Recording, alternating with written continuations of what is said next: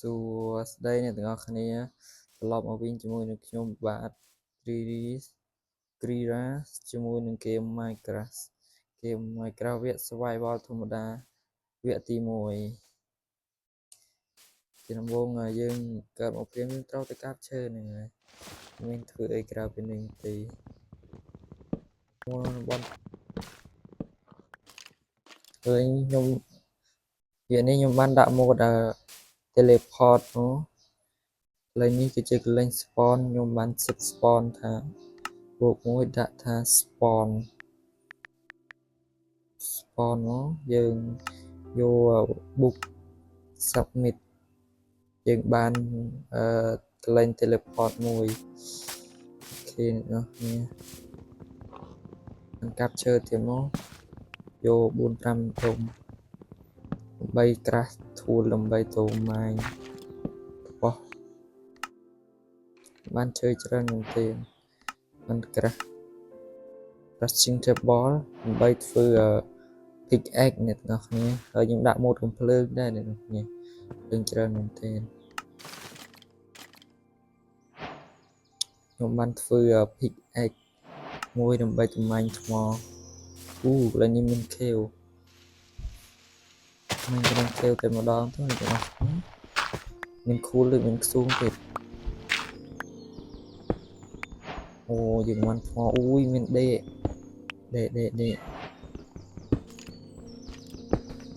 ចូលមកគឺតុនខ្ញុំអត់មានរបស់ទេអត់ហ៊ានលេងជំនឿទៅឡើងសិនហ្នឹងទៅប្រមាញ់ថ្មទៅទៅធ្លាក់ចូលមក skeleton ល្អាងគេធំទេ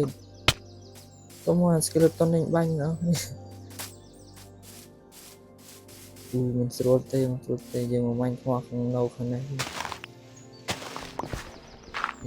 skeleton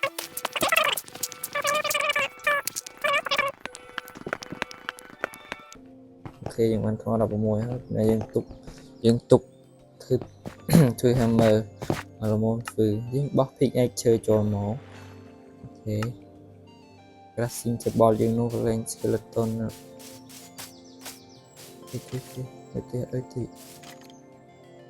ធ្វើ hammer មួយមក crafting table មាញ់ថ្មតជួនវានោះកន្លែងមានកញ្ចក់អត់ឃើញ zombie ទេយើងមកយកថ្មមកចុំអានេះអត់ទៅងាប់ទៀតច្រើនមែនទែនច្រើនគុំថ្មទុកម្លែកទៅញ៉ាំតែមកចឹងទេ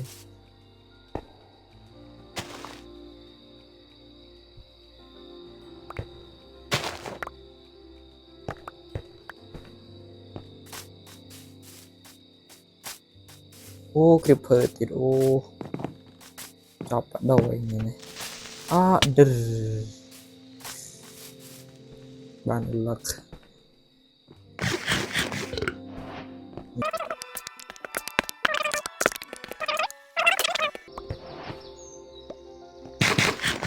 ស៊ូងមក